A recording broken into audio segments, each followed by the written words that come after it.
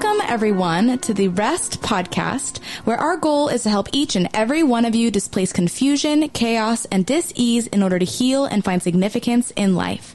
I am your host, Natalie Roberts, and I am here with the author of the Reconstitution Method for Healing and R.E.S.T, Virginia Dixon. Hi, Natalie. Hi, Virginia. I am so excited because this today has been long in waiting since I went to Oceans Church off of Bake and Irvine, and I remember listening to the first message that Pastor Mark gave, and I messaged you mid-surface and was like, you need to come here and you need to talk to these pastors. So I'm so excited. Thank you so much, Pastor Mark and Rachelle. Thank you. We are so excited to be here. We're honored, Natalie. Thanks for having us. My pleasure. I'm so thankful you were able to carve time out to come and have this conversation with us. Any opportunity I have to sit down and speak with a pastor, I'm thankful because there's so much confusion, chaos, and dis-ease in every institution. Yeah. And certainly the church is no exception. It's a matter of fact, besides civil government, the halls of worship are a controversial place. There's just a measure of insanity that appears to be crushing the heart and soul of our nation. And it seems to have happened specifically in the course. It's been coming for a long time, but the destruction that we are witnessing, or the exposure of evil perhaps that we're witnessing in the last 2 or 3 years, are chilling, and it's causing people an enormous amount of confusion, chaos, and dis-ease. Yeah. And I feel like we just cannot stand by and say and do nothing. Natalie sent me one of your messages a few days ago. I think you have a lot to say about this subject and perhaps come at it from a perspective that we don't have the privilege of hearing very often. But very specific themes in your last message, and I'll get to that in a minute, I wanted you to touch on. But what are your thoughts about what I just said? Yeah, I think without a doubt there's such a transition happening right now in the world, and it does seem like what was private 20, 30, 40, 50 years ago in maybe a smaller quantity is front and center, and it's obvious out in the open. It seems like the confidence of the principalities, powers, rulers, the dark stuff in our world has become much more overt than covert, even in my lifetime. Even I feel like what you look at on television, the TV shows that we were raised on, I mean, even from a 50, 60-year-old to a 40, 30-year-old to now, it's like the moral compass of our land has shifted almost like an avalanche into this low moral place that now we're living in a world kind of described by in Romans chapter 1 that we're calling good bad and bad good. And it just seems like humanity's caving in on itself because we're pushing God out. And so I do think that, America's in a decline right now, a moral decline. I think the heart of the human problem is the problem of the human heart. And the only one that can solve that type of issue is the God that made it. So that's why I really do believe there's something about awakening people to the love of God, the reality of God, that causes humanity to be itself, what it was created to be. Well, instinctively, I think people listening to us right now, whether they're Christians or not, or Buddhist or whatever their religious orientation is, I think everybody accepts the fact that something is very seriously wrong. And there's a violation of conscience here. Thank God we have a conscience. And when that conscience is triggered, that's an indication that we were meant for more than this by something. Totally. Because you can see the pain and you can see the free fall we are in, and the consequence is devastating. Absolutely. I see it behind closed doors, as I'm sure both of you do as well. Yes. While you were speaking, I thought the consequence of small compromises are devastating. Absolutely. It's like dying the death of, what do they say, 1,000 or 1,000,000 little paper cuts. And before you know it, you are hemorrhaging. Yeah. And you gave a message about the rats. And I found it so compelling. And so for the bulk of this podcast, what I'd like you to do, if you don't mind referencing your notes, if you would, and share with our listening audience what those rats represent. And I'll tell you why I was so compelled by it. Dr. Charles Kraft was a mentor and a friend for many, many years. He was a cultural anthropologist, taught at UCLA for 15 years, and then ended up at Fuller, as you know. Do you know Dr. Kraft? Yeah. Yes. Okay.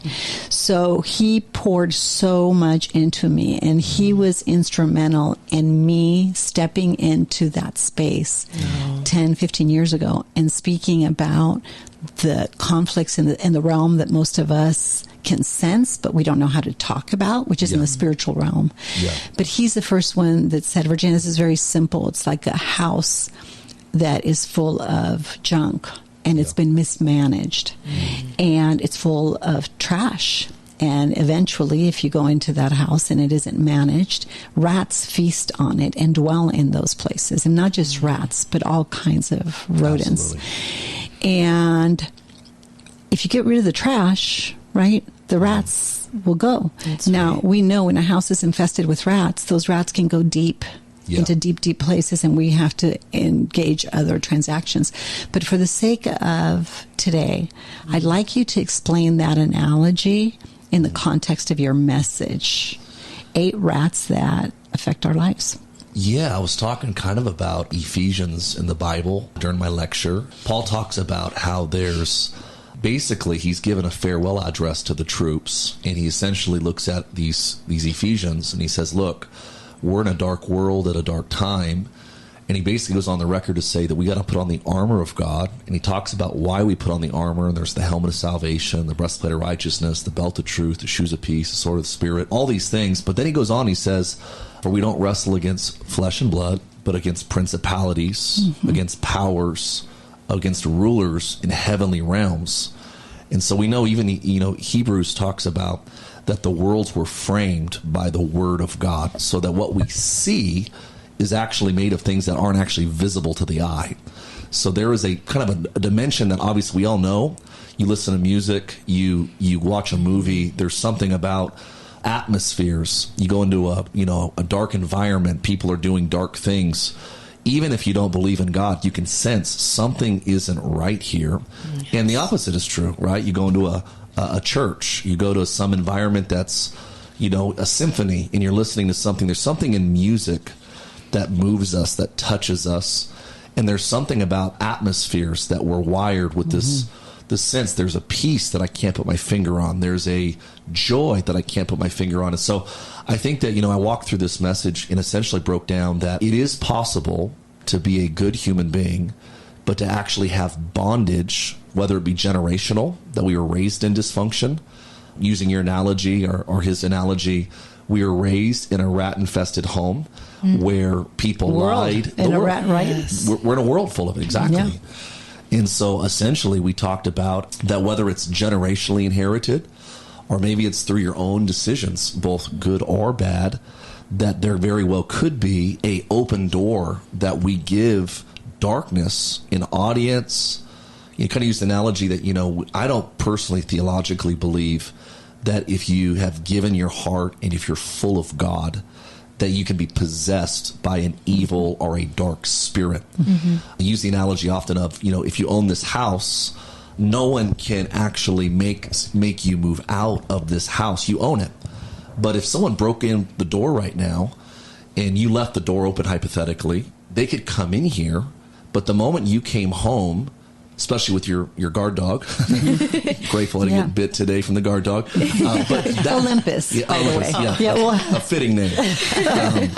But Olympus would make sure that, hey, look, you might be in my house, but you don't own this house. That's right. And that's essentially what we're teaching on, is that when you give your life to God, the enemy, the rats, the darkness, the evil spirit, whatever it is, you can give it legal access into your life, whether it be you're messing with dark things, you start messing with this, crystals and some of the occult issues that are out in our world today, satanic seances and practices and witchcraft. Well, it's overt now, right? Before it was questionable, but now it's all out in the open. And it really is. First satanic conference in Boston. Yeah, it was wild. Took place. That was wild. Well, in the first, and I think sometimes people even unknowingly are opening up these doors. Anton LaVey, the author of the Satanic Bible. I met him. Did you really? Yeah, wow. Met him and his dad. Wow. I remember reading, obviously stories about him, but, the first law in the Satanic Bible is do as thou wilt. That's right. So whatever you want to do. So there's something in our humanity, in our independence, in our own rebellion. Yeah. I heard one scholar say that Romans 1 is almost like it describes humanity caving in on itself when it doesn't give God the credit as the creator. And it almost takes this idea, all the academics love this, that no one likes the feeling of being plagiarized. I worked hard to write that paper. I worked hard to fabricate that idea. And not only that, it is the essence of who I am. Yes. At R.E.S.T, we talk about the Trinitarian constitution of all things. Yes. Is the fingerprint of God on humanity. We're spirit, soul, and body. Yeah, right? exactly. Spirit, you're right. And I'm not going to get into that. We talk about this in all these podcasts, but hearing you speak just gives me goosebumps, because the violation of conscience and the small compromises that get a generation and lead a nation into the pit we find ourselves in is not unique in history. Yeah. We don't have anything to panic about. We have something to respond to. Sure. And I think about the movie The Sound of Freedom. We did a little segment on that came out. And when I think of the resistance for 5 years to the release of that movie, I think this can't be so, except I have spoken to people that fought the fight, that showed up and financed this movie and did everything they could to make sure that it would see the day of light. But you address specific obstacles to freedom and specific ways that those rats manifest themselves. It's so subtle. Deception is subtle. But I wonder if you could talk about these encroachments, because I think it explains how we got here. And it'll give something very practical to our listening audience as to what they can do today. So if you're listening to the podcast, I'd like to ask you to please go get a piece of paper and get a pencil in hand, or a pen preferably, and you're going to want to write this, think about every single point Pastor Mark and Pastor Rachelle are going to be making, and you are going to want to think and pray on this. Regardless of your convictions. It's amazing. So cool. No, we're honored to do that, Virginia, and it's impacted Rachelle and I's life, the way that we live, and we've been mentored by some. Rachelle's parents are unbelievable leaders and theologians and historians, and so I feel like we were really, really blessed to learn, like you said, maybe what took others 35, 40. My PhD's in prayer, healing, and deliverance, and we talked about, in this message about really the 8 rats that manifest in people's lives are usually first. There's kind of the rat that's geographical. It's the rat of principalities. Principalities would be the executive branch of the dark kingdom. This would be kind of the top. At the top, the Bible talks about almost like geopolitical borders. Daniel talks about a battle that lasted 21 days that Michael, the archangel, said, "We heard your prayer, but there was a fight going on with the prince of Persia in the heavenly realm." And we know that darkness, actually, a lot of times it's assigned to regions. That's why every city, Rachelle's really sensitive even to this. You go into a region, you can just kind of feel. You go to Los Angeles. Completely. Oh, yeah. Totally different. So different. In Orange County, you cross over the barrier. It's different. San Diego County. And you know what I've heard people say now? Things I've never heard. I've been in Orange County almost 40 years now, right? But I'm hearing people say things like, "I don't belong here." There's something snobbish. There's something rigid. They even describe what you feel. And what I feel, by the way. Sure. They don't see the dirtiness even. They're desensitized to the fact that it's like two different worlds almost when you cross a certain section of the 405. No, absolutely. And there's something I think that like Rachelle, this is what she's so good at, is I think identifying what is the principality in the region that you're in. You described it. In Orange County, it would be pride, which is connected to self. It's self. I'm the one. I'm the master. I'm the one that made myself.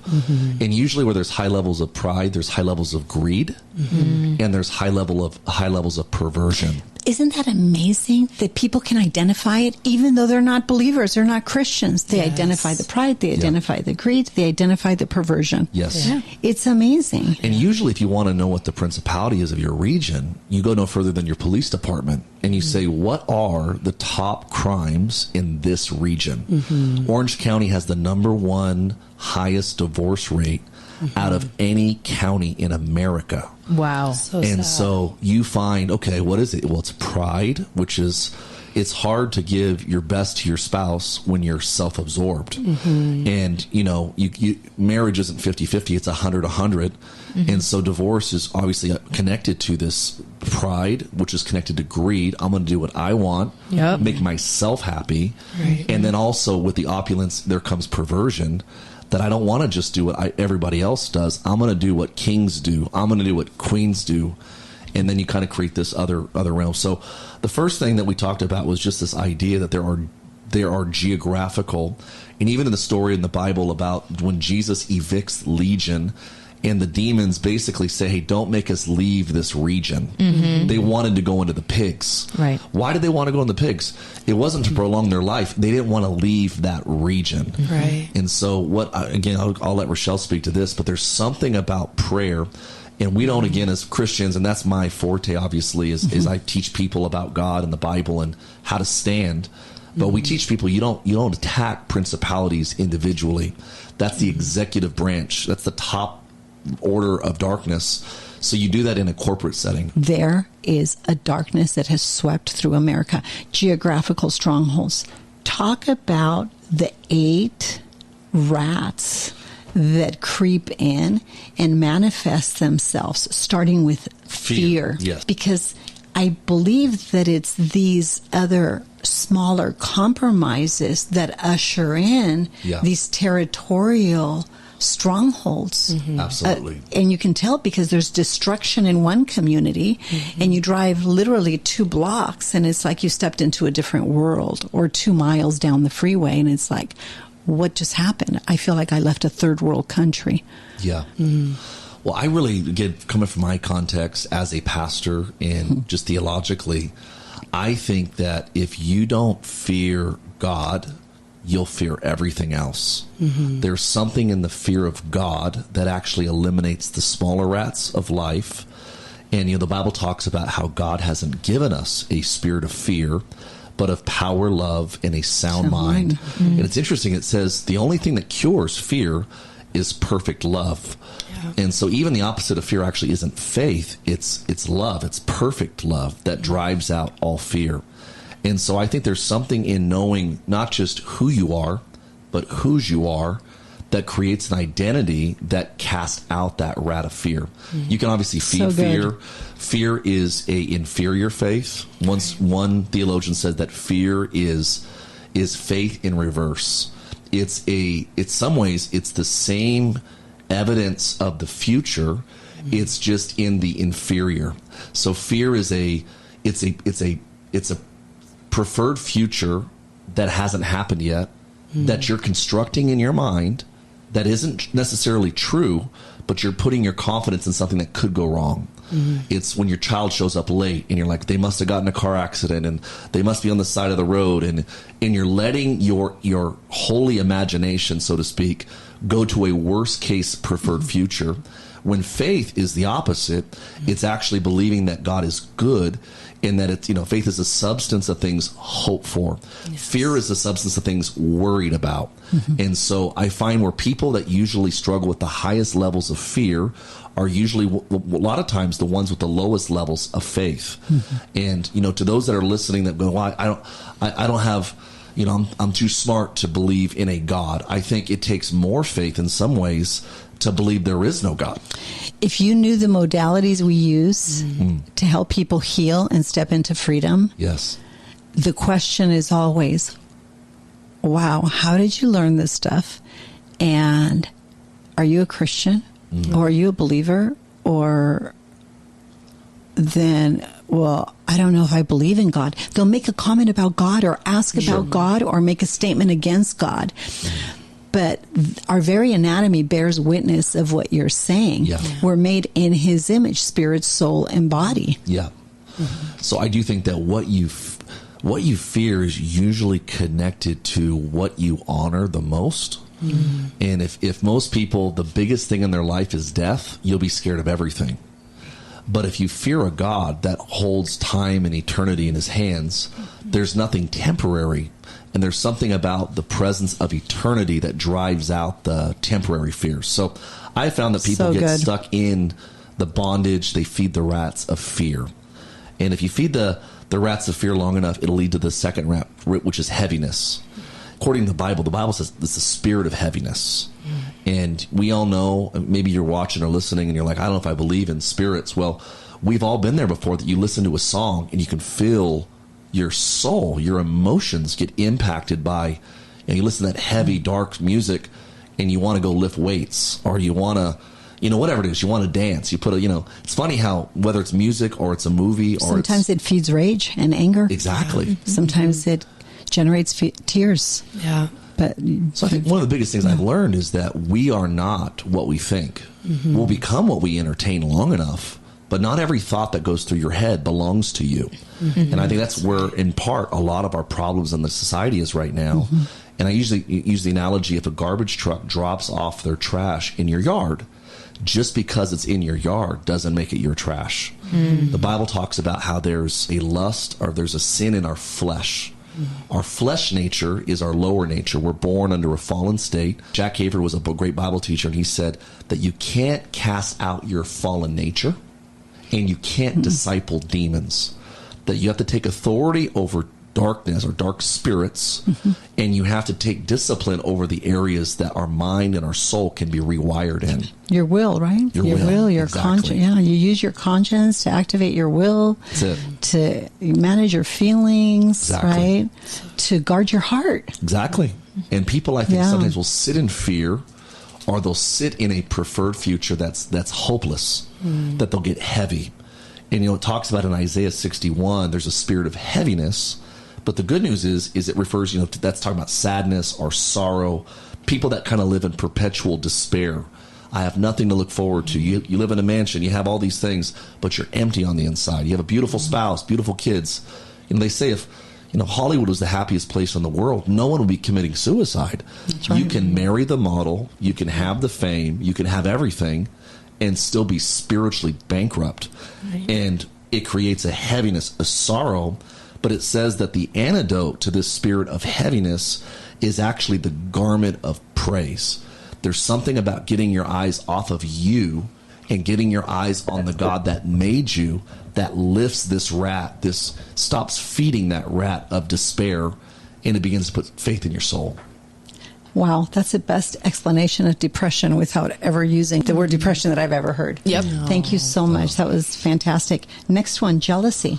Jealousy is, obviously, it talks about in Numbers 5:14 that I used in our speech or my lecture. It's in kind of the context of adultery in the law of Moses. But it's not obviously just applied there. It's applied to all different areas of life. It's basically when you realize that you don't have to live suspicious or envious of other people, that no one else is a threat to your success. I think most people that get jealous, they have a very small supply and demand mindset, that if someone else has something good happen to them, there's less good in the world. Scarcity mentality. Scarcity. Exactly what it is. I think that the biggest thing with that idea is that God isn't limited like the economists teach us, that if there's 8 pieces of pizza and Johnny gets one and Susie gets one, there's 2 less slices for you. We believe in a God that can multiply loaves and bread. So there's something about, I think, breaking off that jealousy that tries to control people, tries to control circumstances, and it actually refuses to celebrate in confidence that I have all that I need and I can do everything that I need to do in life that God's asked me to, called me to. And when I need more, it'll come to me to do what I need to accomplish. Exactly. Yeah. Exactly. Okay. When God gives you a dream, he supplies the resources to fulfill that dream. Absolutely. Because with that dream comes a sense of purpose and destiny, and he's not cruel in those ways. Yeah. God only funds his ideas, right? That's right, Natalie. Thanks for saying that. Yeah, when welcome. it's his will, it's his bill. Yes. Anger. Jealousy leads to it, doesn't it? Absolutely. People I feel like that struggle with jealousy are usually people that are embittered by rage and anger. The Bible talks about it is a spirit. 1 Samuel 18:9 talks about how Saul, this basically insecure, jealous king, he was jealous. And he was jealous for so long of this up-and-coming kid in his kingdom that he got angry. The Bible actually says you can be angry and not sin. So we know that anger in and of itself is not an emotion that we're not supposed to have. Jesus got angry. He turned money changers' tables over in the temple. And so there's something with anger that you can actually operate in it in a sense that's actually not toxic. It's not poisonous. But when it comes to the spirit of anger, that's when you allow this darkness to actually drive you out of self-control. It's interesting, when you read about the fruits of the Spirit in Galatians, there's 9 fruits of the Spirit, and the last one is self-control. Love, joy, peace, patience, kindness, and self-control. Every fruit of the Spirit, hell or the devil can actually pervert. There's almost like a second-class version of the fruit of the Spirit. So love, the world has a perverted, distorted picture of love. Joy, the world has a distorted picture of joy. Peace, go down the roster, all of them. We have these, but the one thing that you can't reproduce is self-control. And oftentimes when people become victims of a spirit of anger, they lose their self-control. That's good. Wow, that is profound. We could talk about that for another hour. Do you want to tell them about the time when we were newly married? We got in an argument, as young marrieds do. I was trying to tell Rachelle why she was wrong. Yeah, always. But I remember we got angry, as a newly married couple. And I remember Mark and I would always tell each other, we're not going to go to bed angry. The Bible talks about not to let the sun go down on your wrath. And I remember we did go to bed angry and mad at each other, and I thought Mark was wrong, he thought I was wrong. But I remember waking up, and our youngest, she came running in the room, and she had this horrible nightmare, and that anger caused that opened a door, and then and she never had a nightmare like that, and she could not go back to sleep, so we had to pray for her. And then Mark and I realized, hey, we need to shut the door to this anger in our home. And we did, and she fell right asleep. So much peace came in the home. But that was a story about that Mark and I learned at that time not to go to bed angry. Yeah. Wow. Yeah. People apply these principles because it almost seems incredible. But that is completely spot on. Natalie's raising her eyebrows because we see gnarly things in our office. Oh my goodness. Because of the level of darkness that's upon this generation. And you've experienced some of it firsthand. Oh yeah. Firsthand, I've experienced it. I've seen it. I've dealt with it in my own marriage, and I mean, it's so prevalent nowadays, and you can't ignore it anymore. No, You really that's can't. a good word, Natalie. It can't be ignored. Yeah. Okay, anger. Wow, and anger makes you vulnerable to be easily Deceived. Yeah. Yeah, I think if you're angry long enough, you can get to this point that you're so numb that it's just easy to believe anything and everything. You even find this, I think I was listening to your last podcast about the sound of freedom, and I think, Natalie, you gave the warning about people that just get so overtly, they almost become so desensitized to truth that they don't believe in anything anymore. That's right. And they just lose all trust in everything, and they start getting deceived by the top spins all of it. too fast. Yes. Exactly. Everything comes out. You can't come up for air. Exactly. Right. And really the basis, theologically for this spirit is it's pride. There's something in pride that leads us to deception. A lot of times these people will fear rejection, so they'll make things up. They'll begin to lie. A lot of pathological liars, they actually are so deceived themselves, they'll make up stories to basically make themselves look in a way that isn't accurate, and they begin to believe their own lies. There's a story even about a couple in the New Testament, actually after the resurrection of Jesus, named Ananias and Sapphira, that actually go on the record to lie. And we know the story didn't end very well for them. They actually, they died, and they got caught lying in a very holy atmosphere. You know, Dallas Willard, one of my favorites, was actually the head chair at USC. And he talked about this, that there was such a high level of glory flowing through the New Testament church that there was no insulation for these two. When they operated in a deceptive way, they grieved the Spirit of God. And it'd almost be like, I think he used the analogy of like grabbing a high voltage electricity line. You know, I was just going to say that because Natalie hears me explain this all the time, but it's a violation that you commit against yourself. It's like committing suicide almost. Yes. Because if the law of God is written in your heart and your conscience bears witness, and you not only start believing your own self-deception, but you embark on deceiving others, it's really an assault you're committing against yourself. And that's why God hates it. Because they self-destructed. He didn't kill, I mean, they self-destructed because he put these laws in motion, right? Laws of nature, self-evident truth, our natural affections bear witness of them. When we violate them, we begin to die. One of my triggers is when people blame God for the consequence of these portals that we open. It's a trigger for me, and it's hard to not. I have to remember Francis Schaeffer and how much I loved and respected his approach to dealing with difficult conversations, because no, you're doing this to yourself. This is the consequence of decisions you've made. Absolutely. So this deception is it's such a big deal, because even Jesus said, you'll know the truth and the truth will set you free. And so I really personally believe, Rachelle and I have lived this out, that I think in many ways the level of your freedom will be connected to your honesty. That you'll 100%. Only be as free as you are honest. And there's a lot of people like you're talking about that go numb. Their conscience gets seared, violated. Paul uses the word seared, as with a hot iron, because a good conscience comes from doing, from actually obeying. You know, when you feel like, I need to apologize to this person, but I'm not.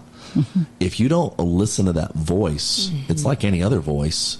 If you ignore it long enough, they'll find someone else to talk to. And I think that many times God will speak to us, hey, make this right, do this thing, take an action step.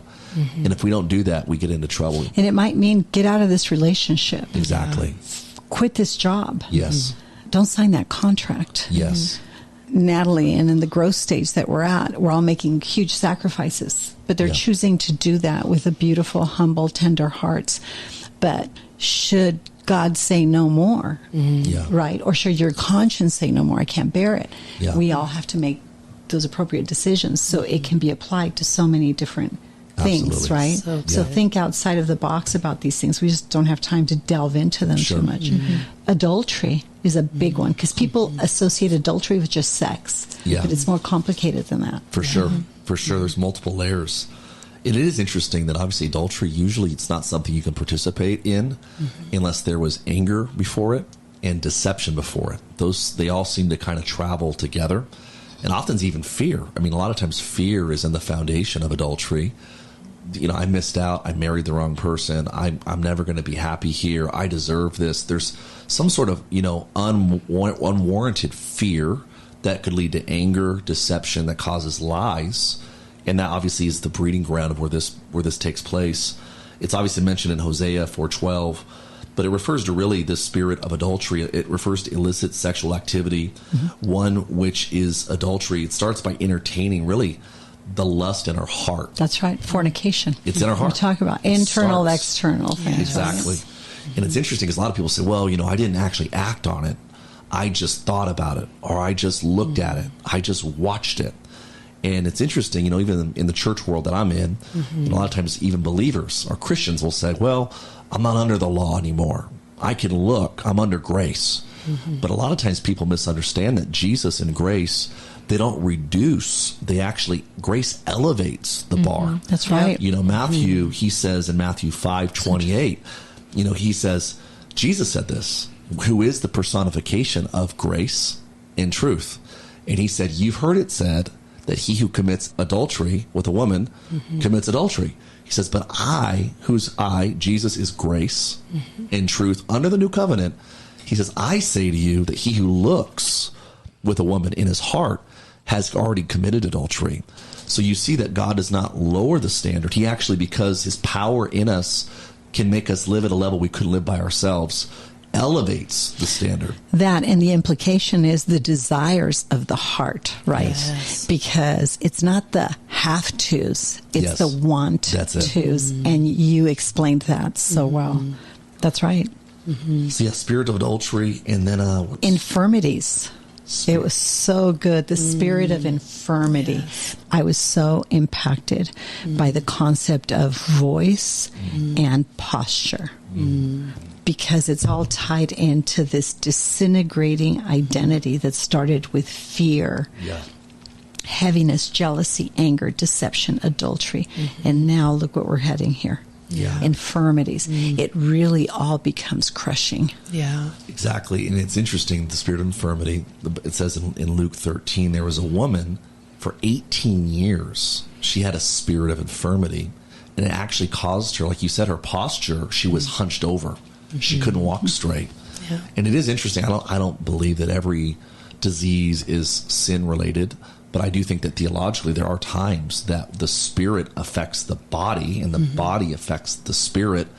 And these are generational transactions sometimes. Absolutely. Absolutely. And so it's interesting that he actually gives this, takes authority, and the woman straightens up after he took authority over the spirit of infirmity. And even Luke 11:14, there was someone that was mute. And it's interesting that he used the same terminology, took authority over the spirit of infirmity. And I guess, some ways maybe you can interpret that as, if the spirit of infirmity lodges deep enough, it'll affect the way you walk, that you'll get hunched over. And this guy was mute. You'll lose your voice in the earth. If there's a spirit that God does not desire to take basically residence in you long enough, it could affect your walk and your talk. Yeah. Wow. I see that. And even as you're speaking, I can think of 3 examples right now. Wow. And I can't wait to think deeply about these things that you're just rattling off, because they're powerful. They're profound. I hate to go through them so quickly, but No sweat. last one, number 8. Spirit of divination. This is when people tap into dark power. You can't deny. I mean, you drive around even Laguna Beach and you go around Orange County, psychic booths everywhere. People want their palms read. They want to go into this, soothsayer. They want to mess with crystals and Ouija boards. And It's real. It was at the OC Fair this weekend. Was Yeah. it? Oh, yeah. no Yeah, way. They absolutely. have a full-on booth. it's ancient. I mean, looking back with Moses. Moses went into Egypt, to Pharaoh's kingdom, and every miracle that Moses did, they were able To reproduce? to reproduce. There was a power there, to the point that when Moses threw his stick down, his stick became a snake. They were able to fabricate the same power. But I love the fact that it was his snake that ate all of their snakes. And it was almost as God was putting an exclamation point that there is power in the world. It's a fallen power. It's a power that's on loan from the devil himself. But that power is a second-class power. Right. It doesn't usurp his authority. Yes. Yes. Because he has no adversary. He has no like. Yes. Yes. Can I say something that just struck me? I just want to keep you guys here all day. But something that just struck me is, even listening to some of Jonathan Cahn's material, but you think about the dark trinity, Baal, Ashtar, Yep. and Moloch. Yep. They can only pervert what's already been established and set in place, because God has no adversary. So the best that evil can do is pervert, distort, confuse. You're right. And they do it through fear, heaviness, jealousy, anger, deception, adultery, infirmities, and divination. Yes. Serious stuff. Yes. And you see it. Acts 16, there was a slave girl that was reading fortunes. And That's right. Paul took authority over her, and he actually referred to it as a spirit of divination. And even the sorcerer that we read about in Acts chapter 8, same thing. He was a sorcerer, a false prophet. And so there's real darkness in the world. I always just tell people, why would you want to be on the losing side? Yes. For me, I'm too competitive. One of the reasons I gave my life to Jesus is I hate to lose. Somebody asked me, how do you know it's a losing side? How do you know you're not on the losing side? And I said, law of nature, first law of nature, irrefutable law of nature. And what's that? Life. Yeah. Yes. it doesn't advance life, it diminishes it. So Yes. good. That's why. Absolutely. You infused so much life into my view of many things pertaining to rest and better ways to explain them. You too, Rochelle. I want to thank you so much, because I think this is going to have significant consequences on the people listening. Praise God. Final words. What are your thoughts, babe? Well, I think the more that, especially Mark and I being in ministry, I think the more that we are moving away from Jerusalem, or we're in a culture that's not looking like Jerusalem, but it's looking more and more like Babylon, I think we have to be more resolute, and we have to be more like Daniel. We have to be more resolute and not crossing boundaries or lines, and know that line that, we're in the world, but we're not of it. And so I believe we have to just be more resolute and know the God that we serve. I would agree with that. I think for anyone listening right now, there's a story in the Bible in Kings about a guy named Elijah. And basically he challenged the nation. And he said, look, if Baal is God, go after him. But if Baal isn't God and Yahweh is, go after him. Here's my issue. I don't want you to stand between two opinions. And C.S. Lewis probably said it best. He said, if God is real, he's of all importance. If Jesus is fake, he's of zero importance. The only thing that he cannot be is moderately important. So I feel like we're in a day today, in a moment in history, that I almost feel like God is raising up the Elijahs that say, Are you too? There are Baals in our land, without question, and they're fake. And I know they're fake. And I know that they're fake because when they call on their power, the fire doesn't fall on their altars. And I believe that God is raising up men and women, especially in the church and the kingdom of God, that actually have the fire of the Holy Spirit, the presence of the living God, that are filling their services, filling their offices, whether they're counseling someone, whether they're in the halls of Congress. I don't think that the Spirit of God is limited to church work. I think it touches every single mountain of society. Yes. And I think if I was looking for a counselor, I want a counselor that has fire on their altar. If I'm looking for an educator, I'm looking for a school that has fire on the altar. And if I'm looking for a church, I'm looking for a church that has fire in the altar. There's a lot of churches that have no fire, no presence. And I'm with you. I would never want to go to church if there was no interaction, exchange, or any type of encounter with God. So I would say if you're in Orange County, I'll give a little selfless plug here. Come check out our Oceans Church. Please. Yes. Every week, people are getting healed. Every week, we've had people from cancer. We've had people from COVID. A guy on a ventilator for 65 days. They did a documentary. It's gone all over the Middle East. He's Egyptian. And they said there's no chance he's going to live. And our church began to pray for him. Yeah. And he did the impossible. He's alive. He's well. God's healed him, given him new lungs. Wow. We've had so many stories like this. There's actually a lady in our church, owns one of the largest TV networks in Canada, had terminal cancer all over her body. We began to pray for her as a church. And she went to Canada for one last trip, came back, said, I'm feeling a little bit better. I want to see how much time I have left. They gave her a year.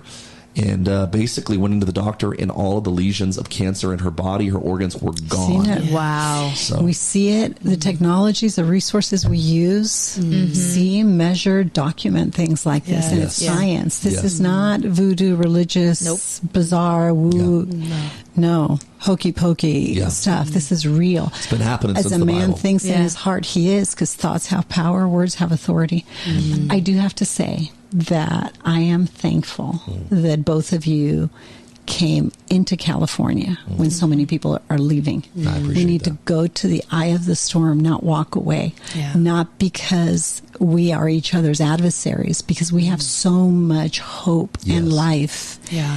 to bring into what feels like such a desperate situation. I agree. Yeah. Thank you so much honor. Thank for you for living having out your convictions. Oh, appreciate you having us on. It's Thank an honor you. to be here with you guys Thank today. you Thank so you. much. Thank you.